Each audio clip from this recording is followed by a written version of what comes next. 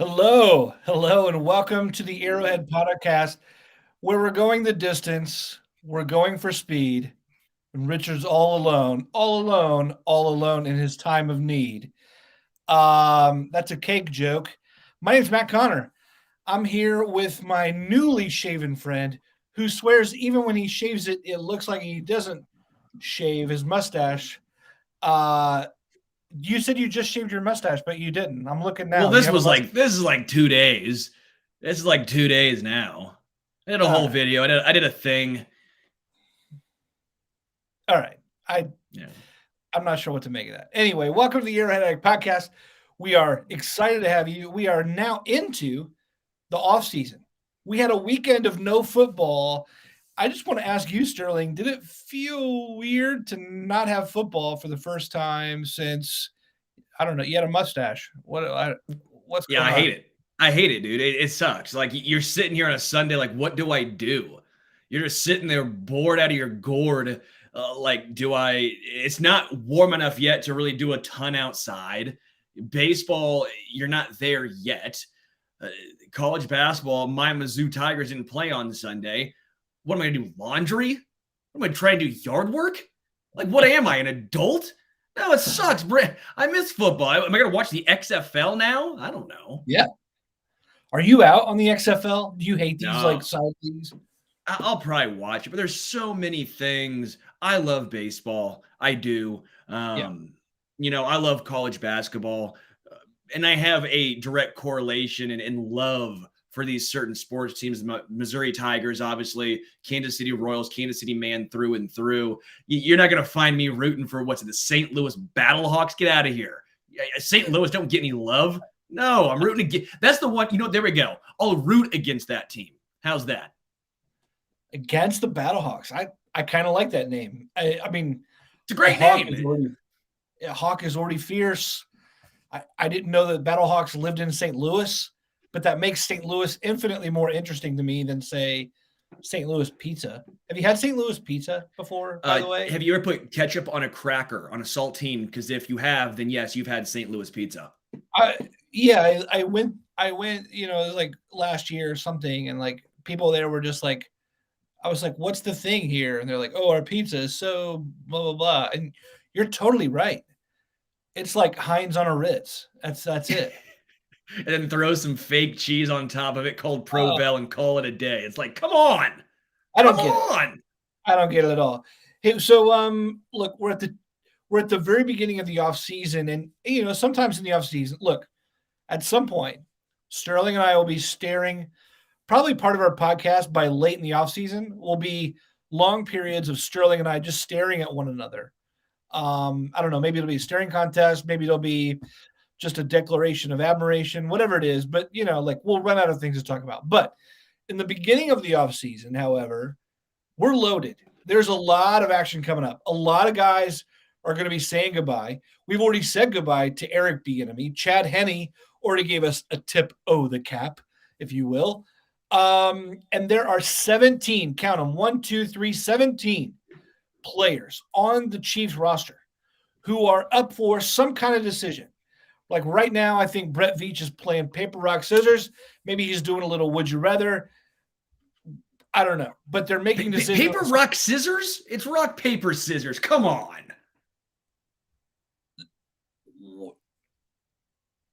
Not in any world. Not in any world.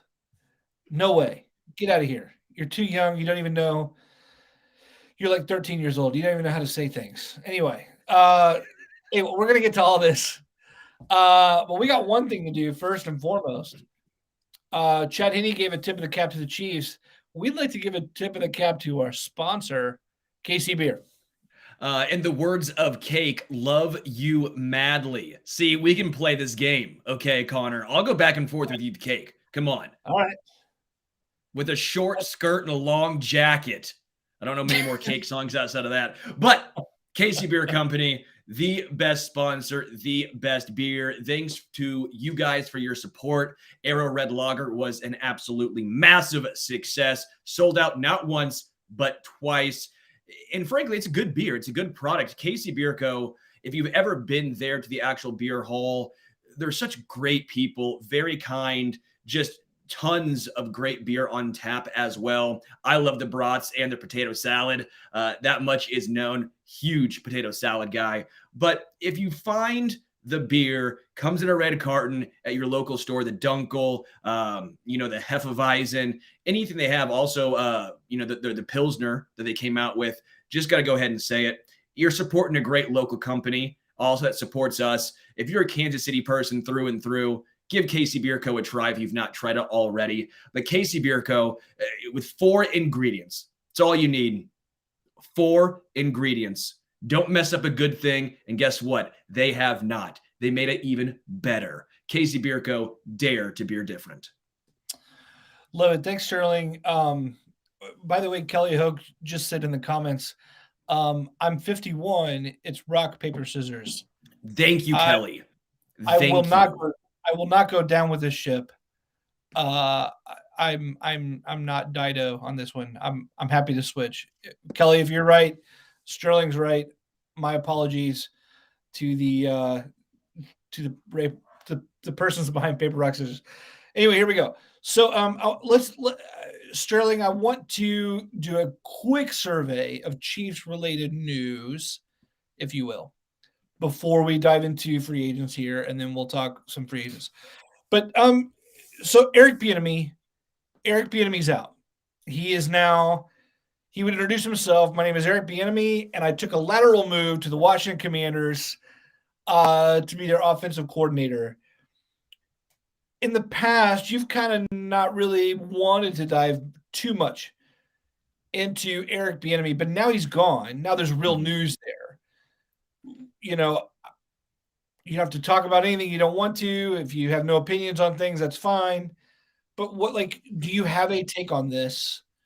Do you have thoughts on losing Bieniemy, on what he adds to Washington, or the process itself? Yeah, we'll obviously talk about Shady McCoy and his comments a little later on, and I have very, very strong opinions there. But when it comes to Eric Bieniemy, I'm happy for him. I'm happy for him because he's getting a slightly higher title as well. Assistant head coach should be coming with a slight pay raise. But I hope he can squelch all the questions that surround him. That's what I hope for Eric Bieniemy. He obviously was a big part of the success here in Kansas City. For all the folks that say he wasn't, look at the track record he had here. You can say we don't know what would have happened without him, but we know what happened with him here. Yes. Right? We've heard great things from former players for the most part. We've heard great things from Jamal Charles, Tyrann Mathieu, even guys who are no longer here. I believe those guys. When it comes to the head coaching process, I'm the first to admit I'm not in the room. I'm not in the interview room. I have no idea what's going on there, and I don't like to speculate because I just don't think it's fair. I don't think it's fair on either side saying, I know exactly this is why. I know exactly why this wasn't why. I was not in that room, so I'm not going to go there. But I hope Eric Bieniemy does get a chance to be a head coach because he seems like a fine leader of men. It seems like people enjoy playing for him. I know some of the stuff on the sideline where we see him and Travis Kelce or him and Patrick Mahomes get into it. I don't think that's always a bad thing. That's a competitor. That's someone who is challenging these guys.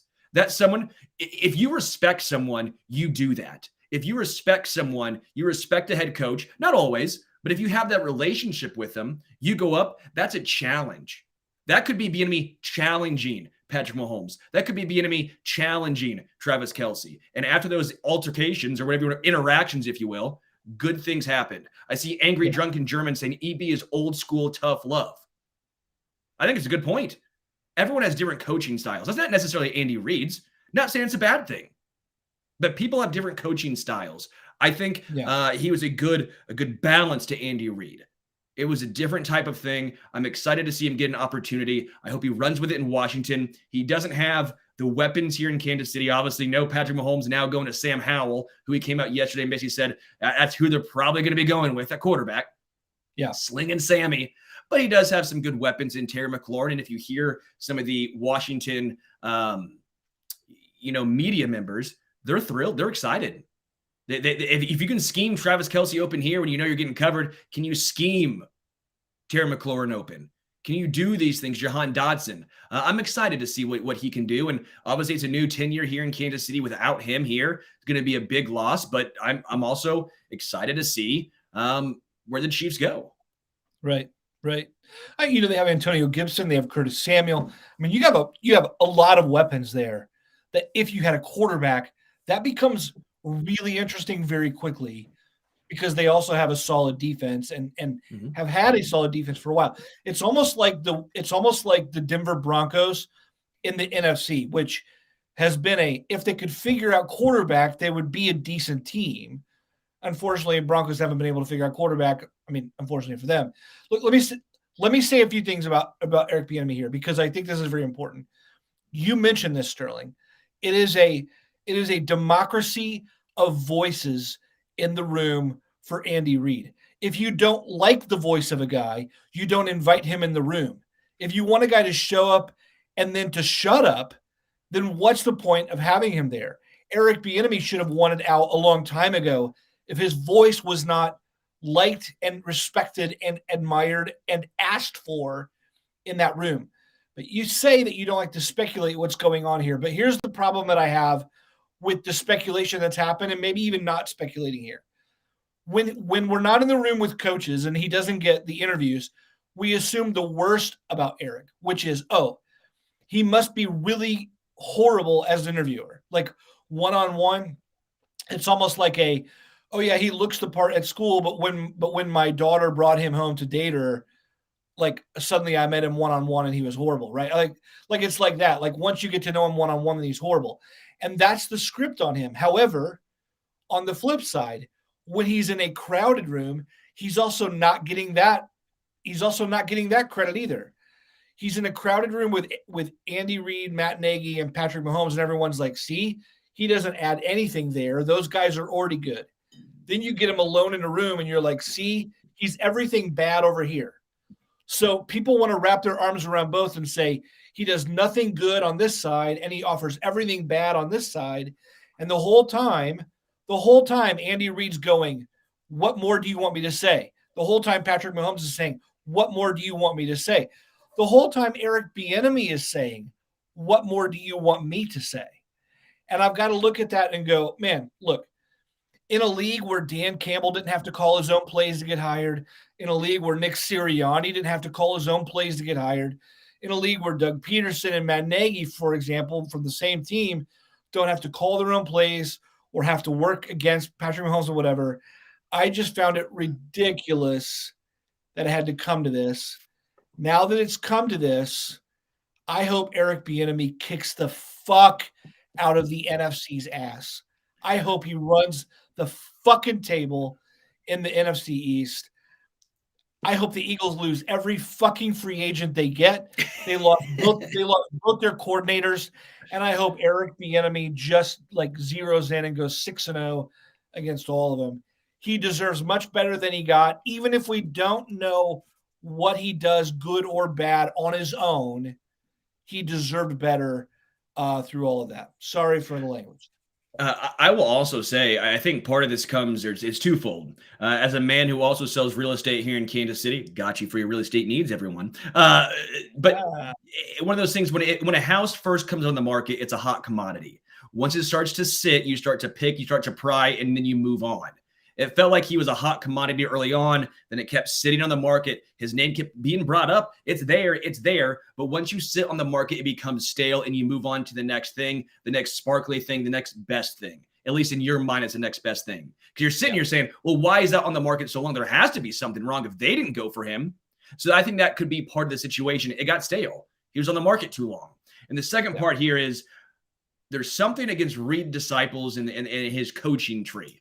It was knocked against Doug Peterson because he got fired from Philly. And then it was Matt Nagy getting fired from Chicago. But when you look at those two guys' body of work, way better than a lot of Bill Belichick disciples, huh? I mean, seriously.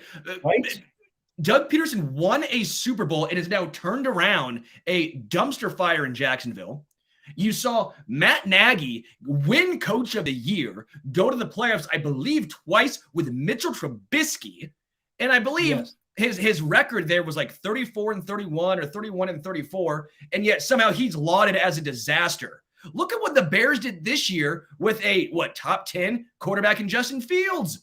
Like, yes, what are we doing here, people? Like, those were two good quarterbacks. That's why I'm also fairly, again, not set in stone. It might not happen, but if I was a betting man, I'd put money on Matt Nagy becoming the OC for Kansas City. Well, I think he'll do a good job. Like, sure. Andy Reid's head coaches, at least in recent memory, have done a good job. I don't know why we sit here and pretend like they haven't. While if you touch Sean McVay, all of a sudden you're a great head coach. It makes no sense. Same thing with Bill Belichick. Like, we've not seen that with some sort of consistency, but because you were a good head coach or you are a good head coach, somehow that makes your predecessors good. Makes no sense. Andy Reid's, though, actually have the success to back it up. Hopefully, Bieniemy is the next in line.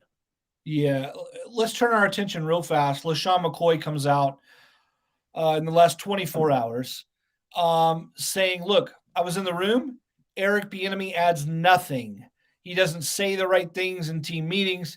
All he does is talk about running backs, which is all he knows. He doesn't know anything else. He's quiet, this, that, and the other. Then a plethora of other voices. And this has been said and discredited before as well. So this isn't our first time around this carousel.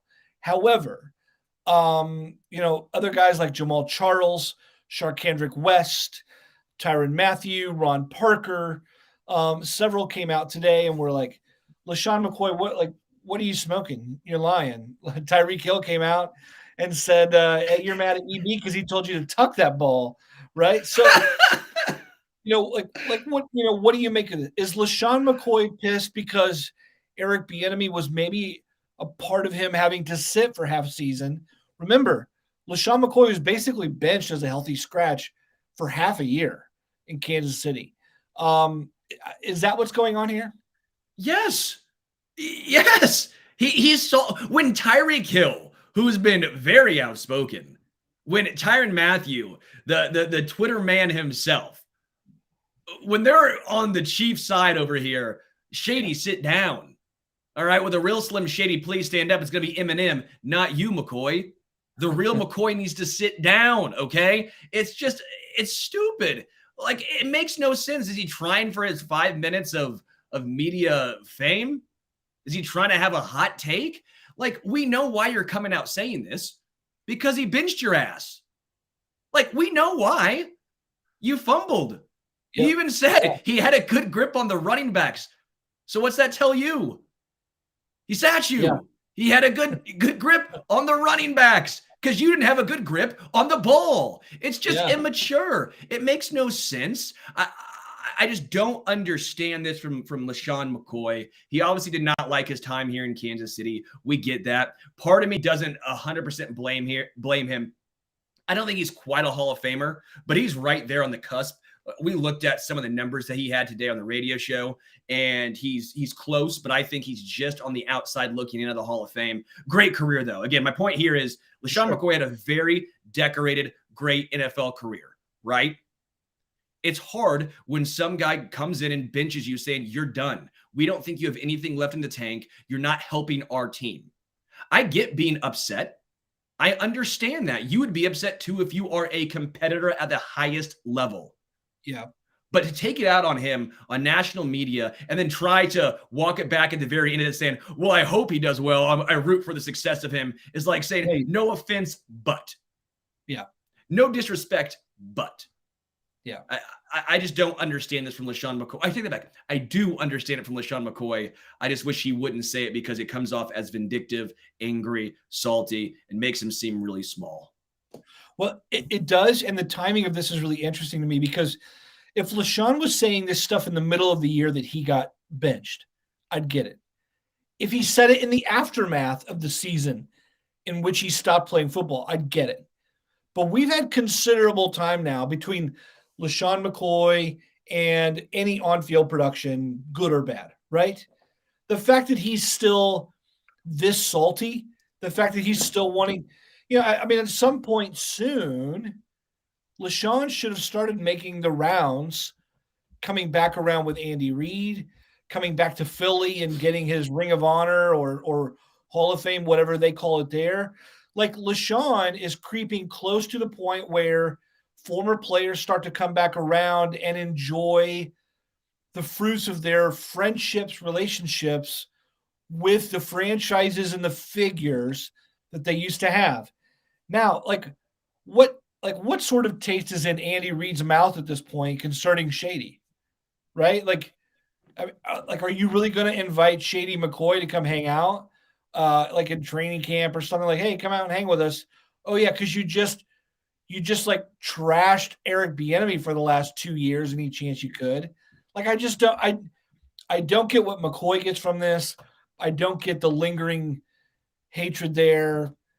I feel like Bieniemy is man enough that, like, hey man, if you want to say something, come say something. Like, let's work it out. But I also think LeSean is losing out on some nice personal chances to enjoy his postseason career in ways he's losing that to you. Yeah. So one more for you. Did you Skyy Moore, our favorite rarely used rookie wide receiver, came out with a video series, which, by the way, I guess I'm assuming in 20 years that everyone is going to have a docuseries chronicling everything they do in their life. I'm assuming that's going to happen.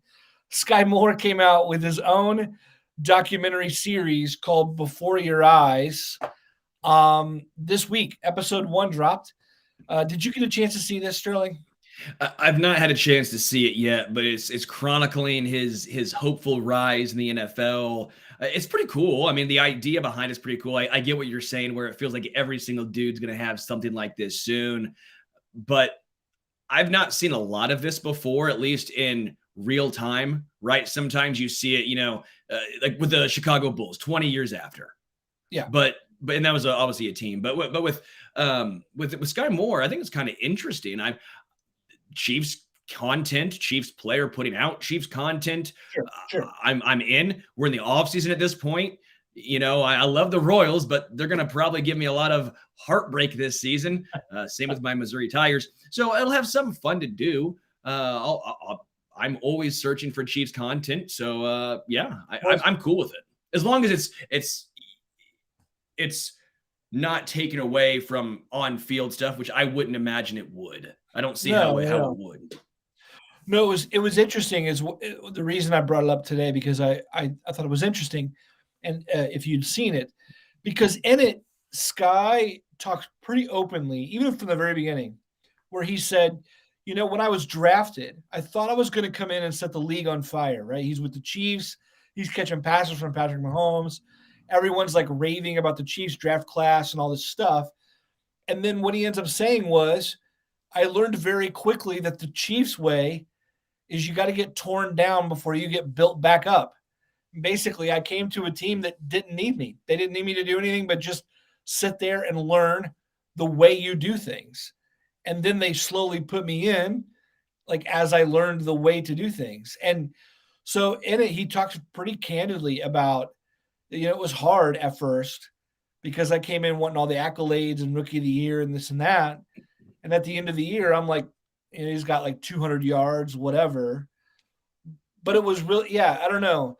It makes you like the kid more.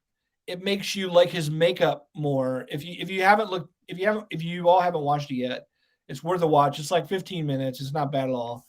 And it'll be interesting to see him grow. But it was good that a rookie had his eyes opened and could appreciate it versus find some sort of venom about it and want to push back. Well, and now you see, sure, it's not Chris Olave or Garrett Wilson. You're not winning rookie of the year, but what do you have? The Super Bowl. You're a Super Bowl champion. Yeah. The Chiefs way has been like this for a while now, mostly under Andy Reid. He doesn't like to play rookies exclusively, right? He likes to have them sit and watch and learn and grow. Sometimes that's growing and learning from the sidelines. And it's nice when you see rookies buy in. You didn't hear Skyy Moore complain and ask for more snaps. Why am I not getting this? Why am I not doing that? While I'm seeing, Chris Olave do all this. Well, what did Chris Olave and that team do? Nothing. Like, he had a great season individually, but this is great for the Chiefs, for Skyy Moore. Skyy Moore understands, I assume, that he's going to be one of the focal points, I would assume, of this offense over the next couple of seasons. What happens with JuJu, with MVS, with Mecole Hardman. Skyy Moore is the one constant. That's who is going to be here next season. So there's an opportunity for Skyy. It's one of those situations where you sometimes just have to wait. I do want to give a quick shout out about membership. If you want to join, check the link below. We have an awesome Discord channel where we talk all things, whether it's NFL, whether it's Chiefs. That's the main focus. But we also talk. We have an AA tavern. We have a library. We talk books. We talk baseball. There's also Cardinals baseball, which hurts me. But there's a lot of things we talk about. We live comment during the Chiefs games itself, during baseball games, during Mizzou games sometimes as well. It's a great time. So if you want to join, check the link below. Well, folks, our main theme of this episode was sorting through the Chiefs free agents. So Sterling and I are going to sit down now for the rest of our show. We've got 17 players. Are they in or are they out? What are we going to do with these guys? How do we approach them? What are the Chiefs thinking with each one of these?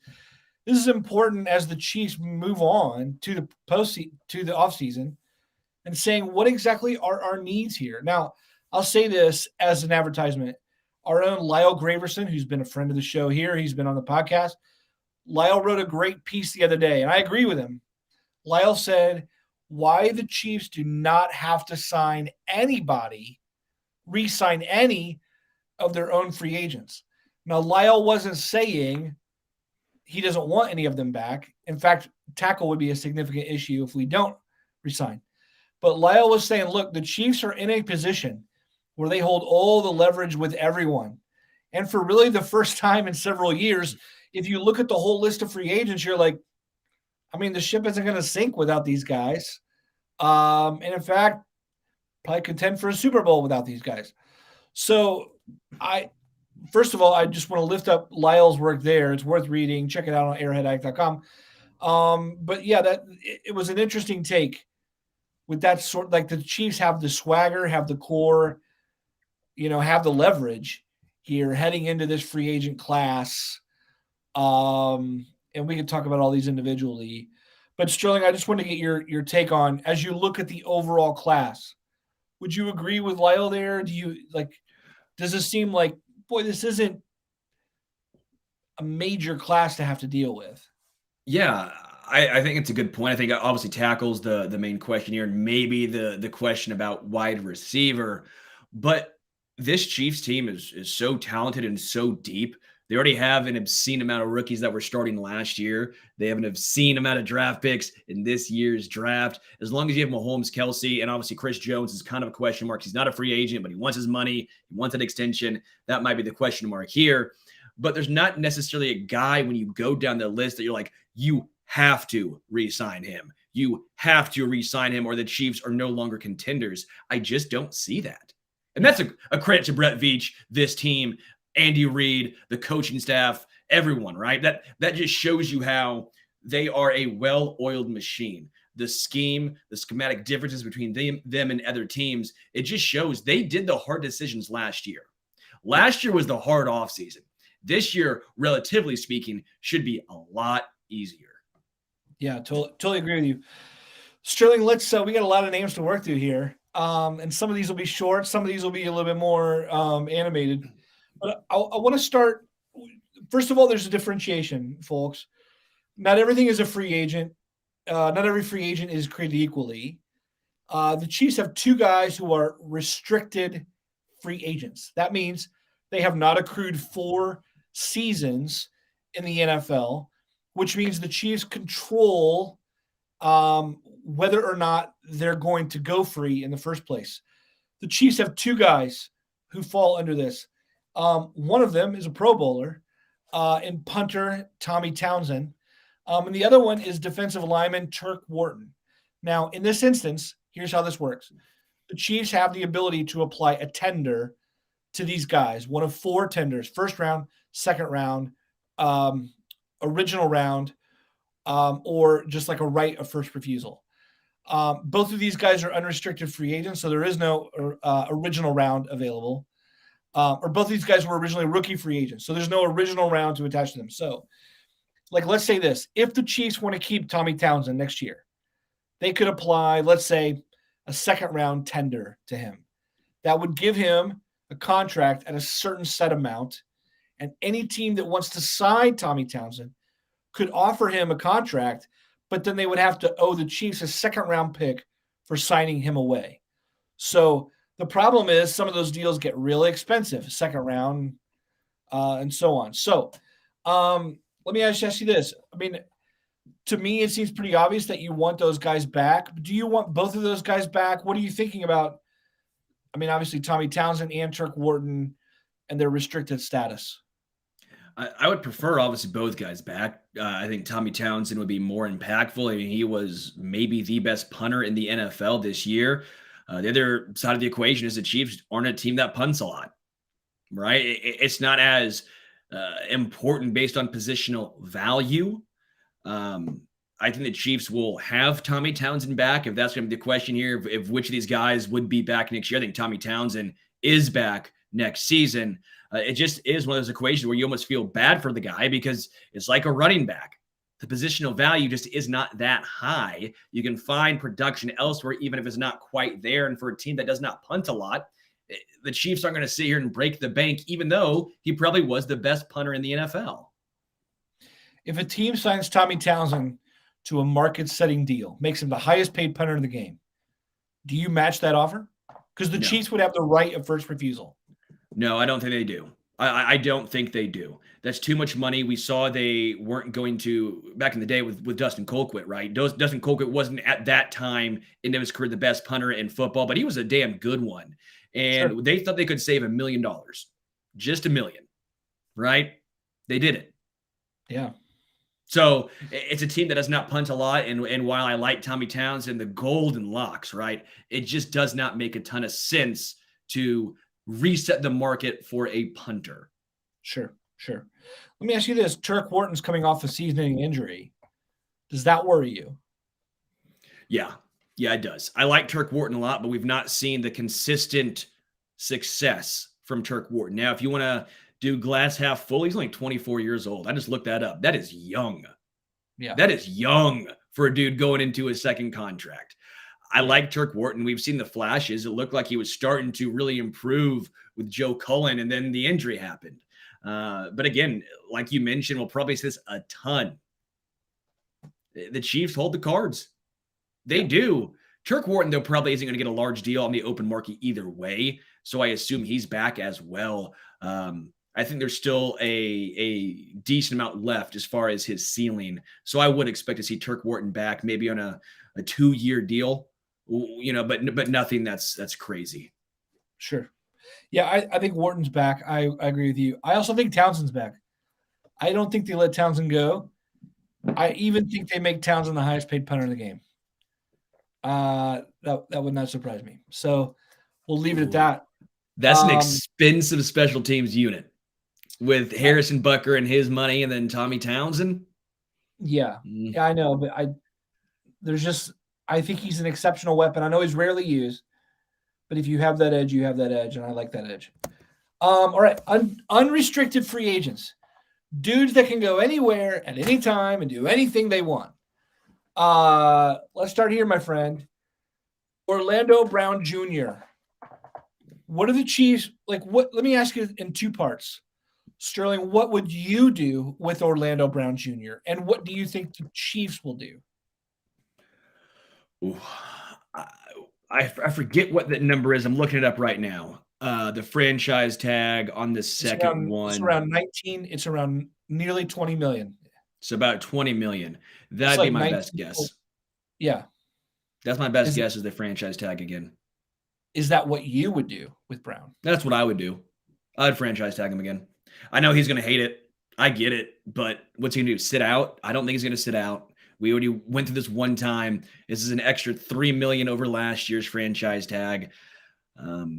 He did a good job as the season went on. I think the last 10 games or so, he really improved. I also think he earned himself some money I guess ever since Mahomes got injured, that ankle, Orlando Brown Jr. was staunch. Dude stood up and made himself some money. But I just still don't want to make him the highest paid or one of the highest paid left tackles in football. I like Orlando Brown Jr. I think he sometimes is unfairly ripped on and sometimes fairly.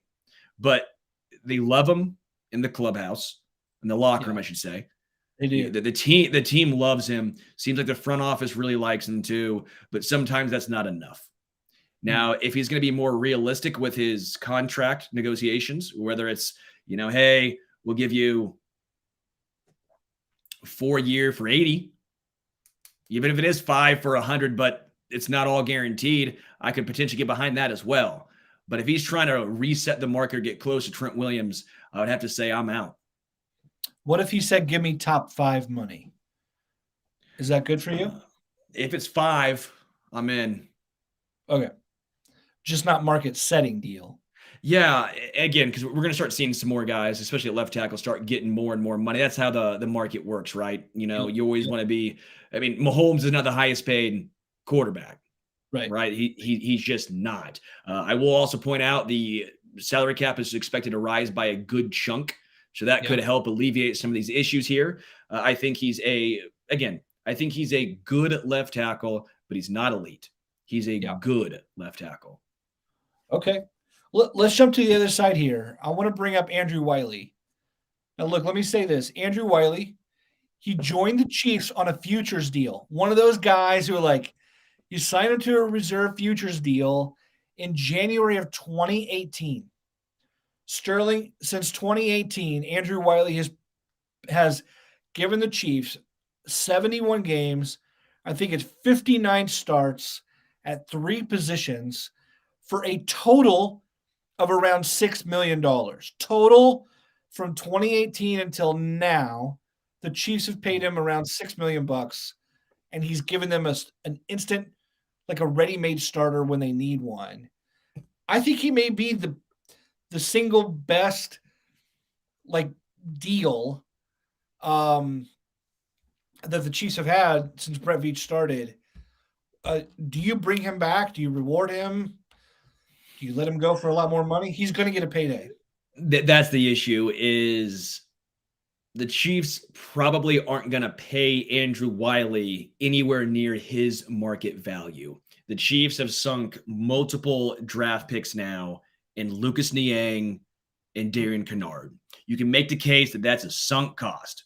You can make that case because who cares that you sunk draft capital into that position if they're not ready, if they're not it, if they're not ready or that's not it. But I would have to imagine they're going to go with Lucas Niang or Darian Kinnard going forward.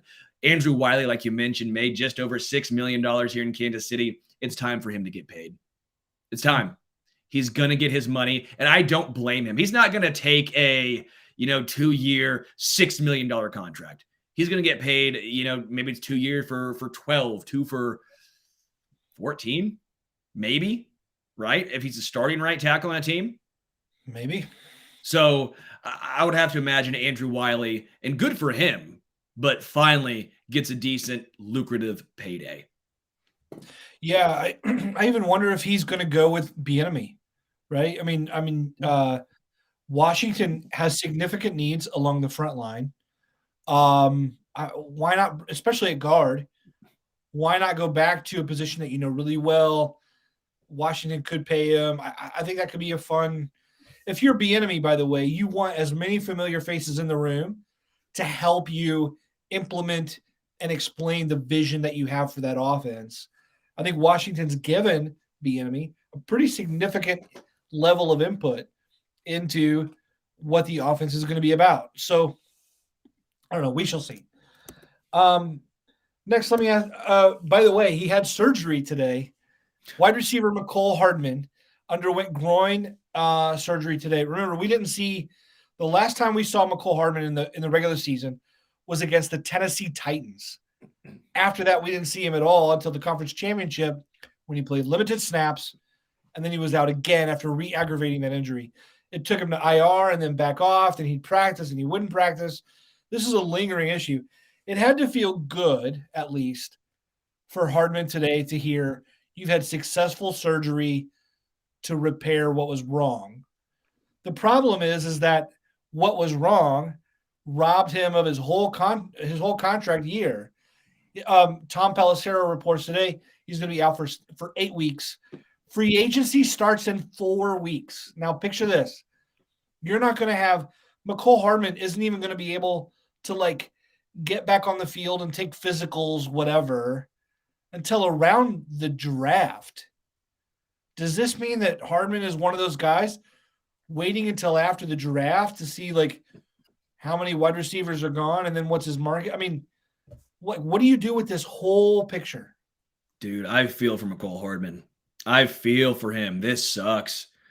He wasn't getting Christian Kirk money, but we were not going to be shocked. At least I would not have been shocked if he would have signed a MVS deal, a 3 for 36, 3 for 30. I don't think that was out of the equation by any means. But now I don't know. Is he going to have to sign a JuJu Smith-Schuster prove-it deal, one of those 1 year, low money, high incentives? I just feel for Mecole. I don't think he's back. I think the Kadarius Toney move was the end for Hardman here in a Chiefs jersey. I think, again, some of their tendencies are redundant. I think they can play together. I don't think it's a bad thing having on the field at the same time. I just would be fairly surprised. That's doesn't make a lot of sense in my mind. I like Hardman. I wish him the best. I think he moves on. But I just don't know what his contract's going to look like. If it's only a 1 year prove-it deal because of his contract, because of the injury, then yeah, he's probably back in Kansas City. But if not, I still think there's a team out there that's going to take a chance. They've seen enough of Hardman, especially as the season started this year, to say, hey, we think he was about to hit his stride. Let's give him a decent deal. I could really see that happening still. If his agent comes back to Kansas City and says, hey, look, 1 year, $4 million. Would you take him? Oh, I'm in. Yeah. 1 for 4. I'm in. I just still think his market's going to be higher than that. I don't think the injury is going to completely sap his market. Okay. Yeah, I'm with you. I mean, in the right way, I like the security he adds at punt returner and receiver, and he knows the offense. So, yeah, I'm with you in that way. Let's go to JuJu Smith-Schuster. You just brought him up as a prove-it deal. The guy proved it, right? I mean, if he wasn't injured, he would have made the 1,000-yard. I mean, he would have eclipsed 1,000 yards for the second time in his career. First time in 4 or 5 years. He was an excellent, option opposite Travis Kelce. Like an excellent. He had instant trust with Patrick Mahomes. He seemed, by the way, to be instantly like on the inside of Patrick Mahomes' circle too, right?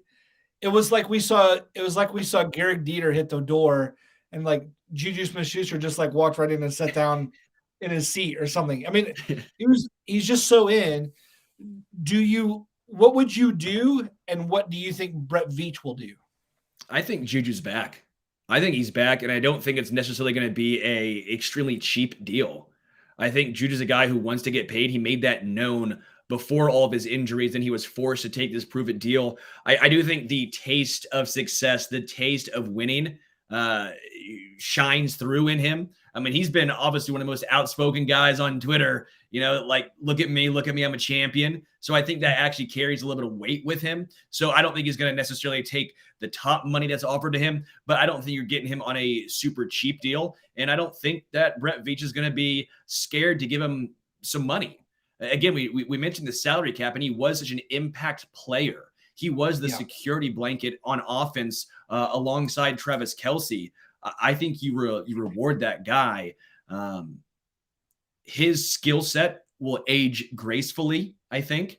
He's never been the most explosive guy. And even after those injuries, the question was always going to be, well, how does he get open? Well, he got open. He's a zone beater. He's also very, very good with those back shoulder catches. There's something to having that connection with Mahomes. So I think JuJu's back on a fairly large deal. 3 years or more than 3 years? I think it's going to – my instinct right now is like 3 year for 48, maybe 16 mil a year. Okay. I don't know if he gets to the 20 million a year mark. I think if he was on the open market, he might get that. Like if that's the top deal he was offered. I think at this point he's probably just behind. Again, I feel like the Christian Kirk deal, the Jags may have been actually out in front on that one. Give them some credit. We all made fun of them for that deal, but now you're looking at it and saying, hey, that was market value for what he's brought to that team. Yeah, I think you're probably, I think you're probably looking around a 15, 16 mil per year for 3 years for JuJu. Yeah. I did look at SpotTrack said that his market was more like 12 million a year. And I just don't believe it. I think it's going to be more robust than that. And I think so, you're right. I think we're pretty much in agreement here. Yeah. Nice. Yeah, agreed. Let's keep it in the wide receiver family real fast and close up that category. And Justin Watson was an interesting addition in that he came with Super Bowl experience, right? Like from the Tampa Bay Buccaneers. He came in, performed well in limited duty, special teams kind of guy. You need those glue guys. And he's not old by any stretch. I mean, would you bring back Justin Watson or is that one of those like, no, draft me a rookie and let the bottom of the depth chart just be young guys? I would almost say he's a Dave Towe bring back. Doesn't it kind of feel like a guy that Dave Towe would like to have on this team? So let's just say what our thoughts are right now. So we think JuJu's back. At least I think JuJu's back. Skyy Moore is obviously here. Kadarius Toney's obviously here. Yep. If I'm saying MVS. I don't think MVS I think is back. I don't think Mecole Hardman's back. So those are the 4 I have right there, right? Right. Then you have John Ross on that future deal. You have Justin Ross on what amounts to I still think it's a lottery ticket. I know a lot of folks are high on Justin Ross, but man, I'd be thrilled if he pans out, but I'm going to be a little cautious with him. I'm not putting all my eggs in the Justin Ross bucket now. You probably draft at least 1 or 2 wide receivers. I think Justin Watson's a guy they could bring back. I think Dave Towe would like him back, but you're keeping 6 wide receivers on the active roster. Realistically, you'll have a couple guys on practice squad. That's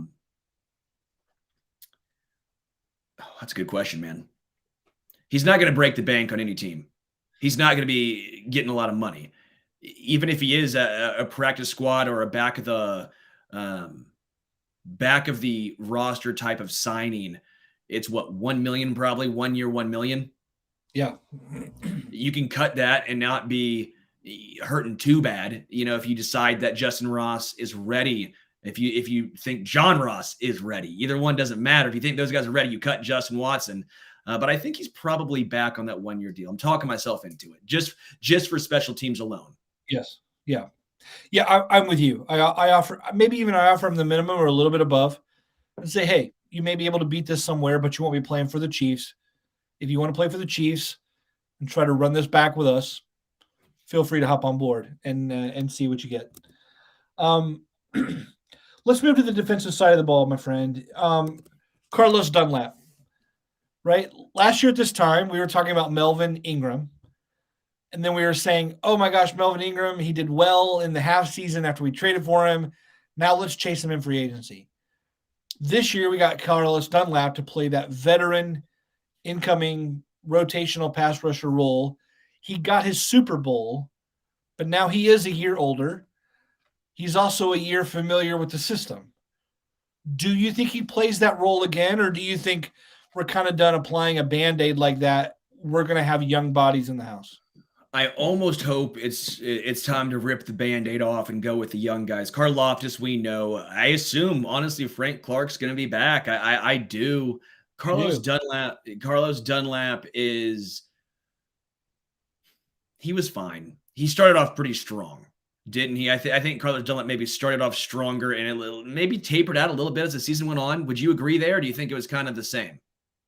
Yeah, he was not.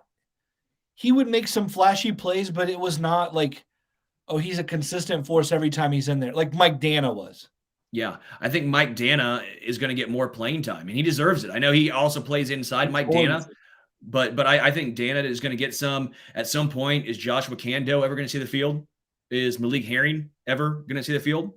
No. So I think they probably take another edge early on.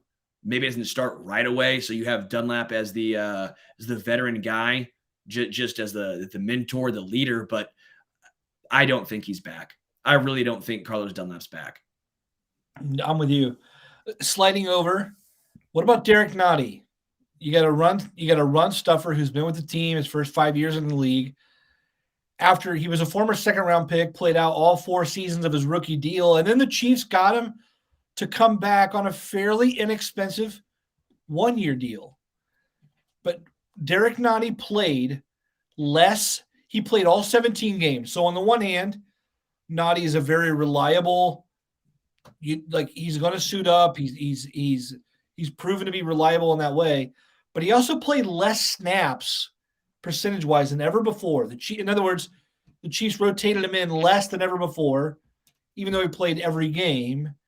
If his impact is waning and other guys are stepping up, Colin Saunders, we saw that last year. We'll talk about him in just a second. Do you think Nnadi's back here? Do you let him go pretty easily? What are your thoughts there? Yeah, so I'm going to throw in Turk, Wharton, and Colin Saunders all in one here. If I'm letting one go, it's Derrick Nnadi. Yeah. I mean, I like Derrick Nnadi, and he had a good stint here in Kansas City, but this was the worst year he had here. It's not good. It was in a contract year. We saw Colin Saunders grow. We were seeing Turk Wharton grow. Now, the consistency and the health of Derrick Nnadi is obviously one to monitor, but I think you can get a Derrick Nnadi type. Brandon Williams somewhat filled that role, right? Yep. With the reunion with Joe Cullen. I think Joe Cullen deserves a lot of credit, and maybe you can make the case that he could plug and play a lot of dudes and you'd find success in his system, in his scheme. He gets the best out of guys. I think Derrick Nnadi is gone. I wish him all the best because I like Derrick Nnadi, but I just think there's more upside with some other guys. And if you want his type, that run stuffing type, you can get a cheap veteran to do similar production. Yeah. I am totally with you. The ceiling is not there with him like it is with other guys, and you got to go with the ceiling on that one. Boy, that was good because you knocked out 3 in 1. You're like, give me Wharton, Saunders, and Nnadi off the shelf. Okay, let's rank them. Who do you think? 1, 2, 3. Oh, Saunders is tops. It's got to be. Okay. It's got to be Saunders. And I like Wharton, but the injury, you can't come off season any injury and be ahead of Wharton. Or be ahead of Saunders. And Saunders' upside, I mean, man, chasing down. Dude. The hustle. Stupid. It's his speed. His speed is it's dumb speed. You're a dude that size. I mean, you should not be able to run that fast. Imagine him chasing you. I would be petrified. Yeah. Seriously. Yeah. I would be petrified. We saw him break out this year.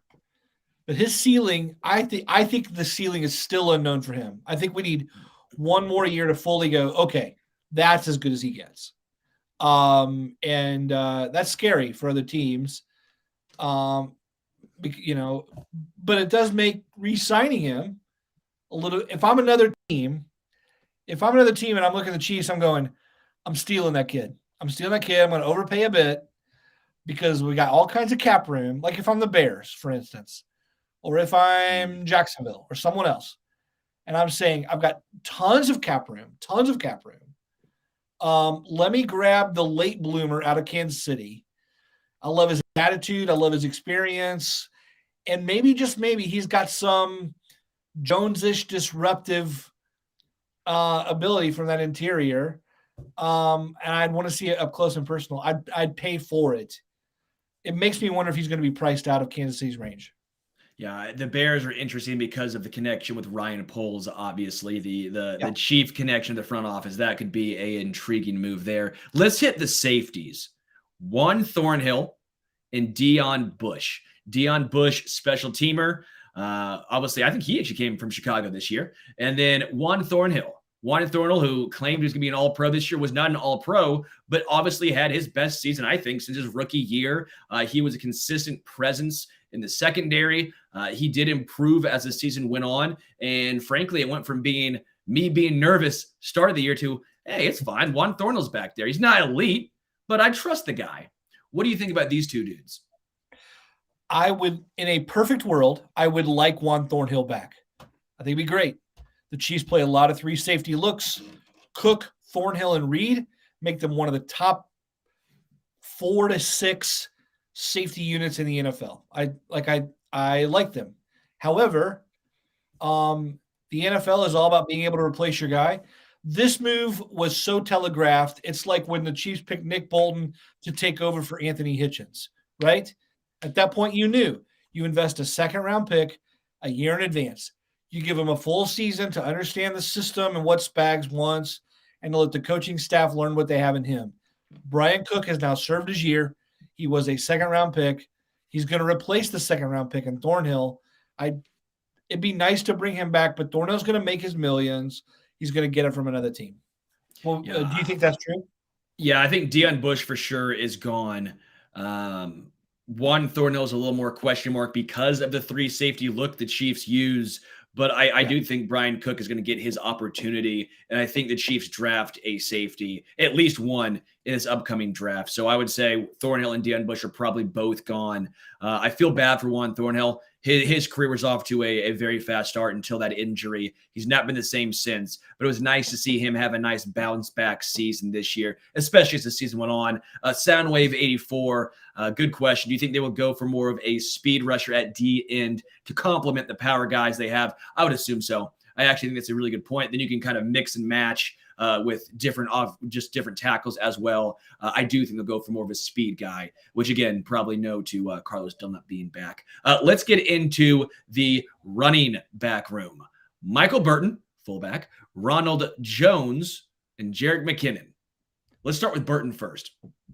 Can we both agree Burton's back just because Andy Reid's obsession with the fullback? That's 6 plays a year. I mean, I guess I keep waiting for the year to come where he's like, all right, we're done with that. And then we're not. And I mean, as long as we're not, it might as well be Burton. I mean, I don't know what else you do there. Draft a guy late and let him kind of – it wouldn't bother me if they went with some sort of fullback, tight end sort of hybrid and got really interesting in terms of roster construction, like with some sort of Bushman. I like that kind of like – I think it could be interesting if that kind of a player were to be on the active roster. But, yeah, let's keep it boring. Yeah, Burton's back. Yeah, I just think that what we've seen, what they've told us, they like a fullback, even though they play maybe a snap a game. They do play some special teams. Michael Burton does. Yeah. I think Burton's back. Let's get into McKinnon. Is Jerick McKinnon back? There was a stretch late in the year where McKinnon was a red zone force. The guy won AFC Offensive Player of the Year. I'm sorry. He was named AFC Offensive Player of the Month for December, January, right? He scored 9 touchdowns in the last 6 games, and everyone was like, oh my gosh, he's this integral part of the offense, which he was. But the postseason came and went. We lifted the Lombardi, and Jet McKinnon really didn't do all that much offensively compared to what he'd done before, at least statistically. And so on that note, I'm thinking, well, he can be replaced pretty easily. However, if you read between the lines, number one, his teammates love him. Everyone thinks he's a great captain. He's Pat's bodyguard. If you watch him play, he does all the little things. As a pass blocker, as a pass catcher, he just knows what's going on to such a degree. And that I think that, well, hell, for that, and as cheap as he's going to come, why not, right? So I think he's getting older, and I think that maybe some of the juice isn't there, and teams have shut that down pretty easily now in the postseason. I mean, the Eagles, the Bengals both, did not allow anything to really happen there. So I think maybe those days are over, but yeah, I like him, but I like him sliding into RB3 role. I would like another rookie to come in and maybe do something there to jazz up the position a little bit more. Yeah, so you both agree then that Ronald Jones is gone. I think that's clear cut here. Ronald Jones gone. Jerick McKinnon is I'm assuming back. It might be another late signing, but I'm fully expecting McKinnon to be back. His pass protection is elite. I like angry drunken German. Does Brown give McKinnon a huge wad if he's signed long term? That's great. Spade says we need McKinnon back. Crucial part of the offense, picking up blocks, catching the ball out of the backfield, and that slide before the end zone. Re-sign him, please. And that's a good point. The smarts. That's why he was in the game at that point. Yes. You trust him. It's a veteran. He knows what he's doing. Even though he's 30, he lost a large chunk of his career to injuries. And while we thought that was going to hinder him, maybe it just saved some wear and tear. That's what it looked like, because he looked as explosive as ever. He's never going to be a bell cow ever again. Isaiah Pacheco is going to be taking the majority of the workload, but I do think there's still a role on this team for McKinnon. And as you mentioned, he won't be very expensive, no matter who the tackles are, whether it's Orlando Brown Jr. and Wylie coming back. Again, we both assume Wylie's probably getting paid somewhere else. Orlando Brown Jr. is a question mark. If you don't know who your tackles are, if it is Niang, if it is going to be a question mark, who do you want? You want a running back who's good at pass protection. That means Jerick McKinnon, which in my eyes, McKinnon is back. Two more for you here, and then we complete our route. Blake Bell, injured for most of this year, healthy scratch, Super Bowl. Do you think he's back, or do you think the days of the 4 tight ends comes back one more year? I think he's gone. I think the Super Bowl scratch said it all. That's what if I'm reading between the lines here now, I think that's what that told me. I like Blake Bell. He had a role. He did. He was the best blocking tight end on this team and one of the best blocking tight ends in the NFL. But against a team like the Eagles, against a team like the Bengals, when you thought, hey, they're going to need Blake Bell, those tackles are going to need some help. Where was he? A healthy scratch. I feel for Blake Bell. I always thought he would have actually fit well as the Michael Burton, right? If he actually would have been the fullback per se, you can also use him as a tight end because he knows both roles. Obviously played quarterback a little bit in college at OU. They like using him on those QB sneaks, but I think the Blake Bell, the Belldozer, I think he moves on. One more for you. An interesting kid, Nick Allegretti, who has played the interior in multiple slots, could play center, could play guard, still young. It would even make me wonder if he could have a larger role on a lesser team. But I like his versatility for the Chiefs interior. Do you think he's back, or do you think he finds a way to compete for a starting role? Oh, good question. Now that's a good question. If another team offers him a starting job, I think he's gone. But I think the Chiefs love his versatility. They always preach that.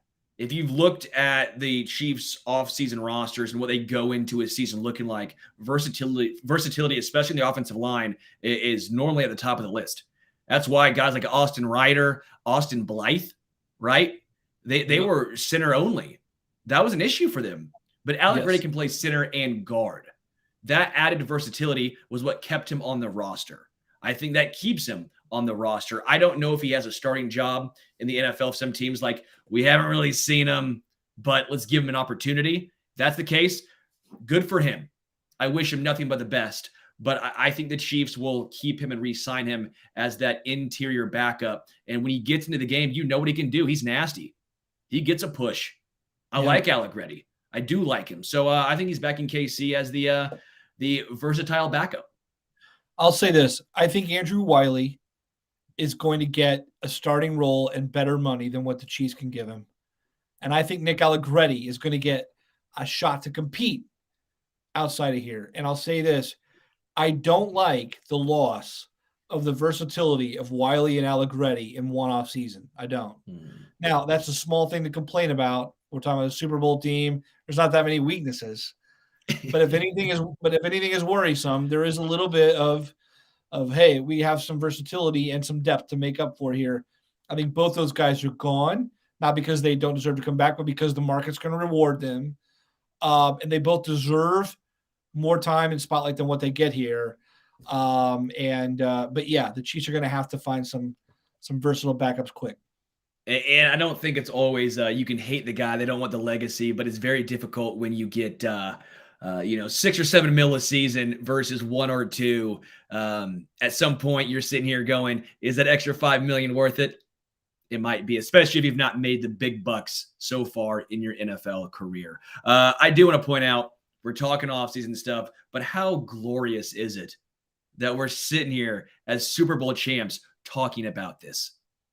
And we went through this list right here. Nothing against these players. All the respect in the world, because they were a big part of why the Chiefs are Super Bowl 57 champions. Yes. But there's not a glaring guy you're like, you have to have him back or the Chiefs are screwed. That's what makes this so impressive. That's what made that win so impressive. It's the fact that they are almost larger than the sum of their parts, if you will. You got so much production from unsung dudes, so much production from the back end of the roster, so much production from rookies and young guys. They are poised to win more in the future. Yeah. Just wait till they trade for Nuke Hopkins. Then you got a whole other thing going on. Yeah, we'll talk about that another time. Well, folks, we've reached the end of the show here. Want to where's our good friend Richard? Richard, are you there? I'm right here, gentlemen. Bam, there he is. Folks, if you're new with us, we end every show with what we call the must list. It's our way of recommending something for any of you who listen or watch. It's a fun way for us to riff on what we're enjoying lately, but we also love just offering up things that we have enjoyed reading or watching or listening, or sometimes just admiring, like I did one week in the case of offering up Grimace of McDonald Land characters as an example. So for our must list this time around, Richard, why don't we start with you, man? You look like you're having a fine night tonight. What's on your must list for this week? Nothing weird. So it's a normal must list for this week. We're going to recommend a book. Not a book. I don't read books. We're going to recommend a graphic novel. It's called Fear Agent. It's by Rick Remender with colors by Tony Moore's like the big name there. You got Jeremy Opena. But it's cool. It's about a alcoholic Texan spaceman named Heath Houston. He's the last of the Fear Agents, a former group of, I guess, Earth protectors. But he lives out in space. It's very pulpy. So this is more fiction than science. There's a lot of just shooting and action and space conspiracies. But it's dope, man. I love this comic. I'm just going to open up random pages. Spoiler alert. Look at that. He's doing science. I don't know, man. I love this comic. And Rick Remender is a great writer. So if you ever see a comic by Remender, pick it up. I love how he goes, this is going to be normal. It's about an alcoholic Texan in space. I'm like, dude, hell yeah. Richard, don't ever change, dude. It's a good comic. And also I want to say it's going to make every grown man cry. My dad hates admitting when he cries, but he read it all and I said, how'd you feel about the ending? He's like, it's good. And I was like, you cried. You cried. Hey, by the way, Richard, what pulpy? Describe pulpy. What does that mean? At least in my brain, I assume it's just like action. It's just like it's hard hitting action. There's usually maybe I'm thinking of more of like a crime noir thing. So usually there's like a femme fatale. So I'm almost describing like a noir, but like it's just that I think of like those old pulps, those graphic action pulps where it was just like a detective solving a murder and lots of people get killed. But it could be that in space. It's yeah. It's like, because there's not, again, like I said, there's not a lot of science in this. It's just action. There's just people's heads getting blown off. It's just that. There's not a lot of science. You don't have to ask questions in this. Okay. Yeah, I didn't know. I'd heard that, but that's how I'm going with it. I've heard some friends describe it that way, and I'm literally just saying what they said. But I am thinking of it in terms of like what old pulpy novels were, like those old like little throwaways. Like they're called pulpy because they're made out of pulp paper and they were cheap to make and they were just throwaway literature.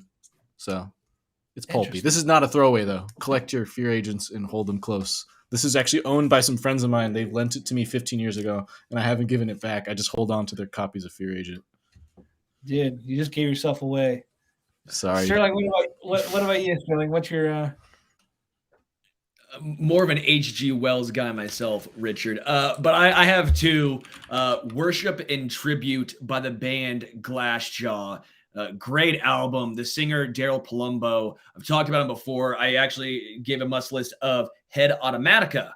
They had two albums, Head Automatica did. That was his more alternative band. This is more alternative, kind of heavy, not quite grunge, but it came out early 2000s in New York. This album, Worship and Tribute's just outstanding. By the band Glassjaw. So check it out if you haven't heard of them. They're pretty intense, but pretty damn good. Second one was a book because I've not done a book in a while. So I will do Before I Go to Sleep by S.J. Watson. And this is a interesting book. It's like What If 50 First Dates with Adam Sandler, but make it like scary. So it's basically a person has amnesia. They wake up every day with amnesia, right? But not all is what it appears. So it gets kind of spooky, kind of scary. It's a psychological thriller. It's really good. So I thought it was pretty interesting, pretty clever. Nice. I like that second one. That sounds cool. Yeah. Glassjaw. I've never heard Glassjaw, by the way. But so I'm going to say I reached back in the internet for my must list. Have you guys ever watched old Homestar Runner videos? I do. Dude. I love that stuff, man. I loved that stuff so much back in the day. I used to watch Strong Bad emails it probably sounds like total gibberish. You have no idea what we're talking about. There was a cartoon character and world, this guy named Homestar Runner.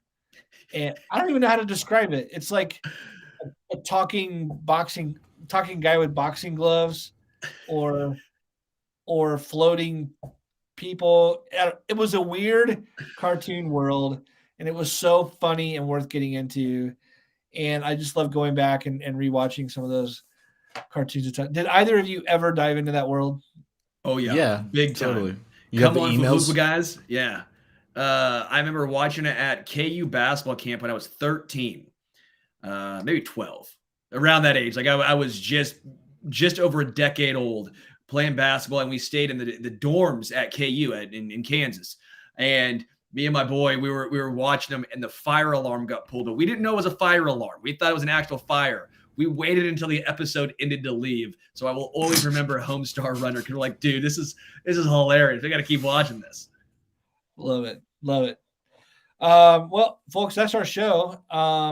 Anything else you guys want to throw out there? Must list, Chiefs list. We love the Chiefs too. All right, I guess Drink that's KC Bier. KC Bier. I don't have the label on it. It fell off apparently, but this is a Weizenbach, I swear.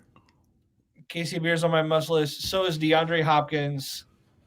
We'll break down a potential trade next week. Folks, you've been listening to the Arrowhead Addict podcast. My name is Matt Conner. I've been with Sterling Holmes. You can check him out on Twitter at HomestretchKC. Also, Richard Durante, our producer. You can check him out at DUHRANTE, Durante, on Twitter. If you want, also check out his Pulpy Selections at pulpyselections.com. Anyway, we'll see you. I can't say go Chiefs because they're not going to do anything for the next 6 months except just drink and celebrate a Super Bowl win. Well, yeah, go Chiefs anyway. We'll see you next week.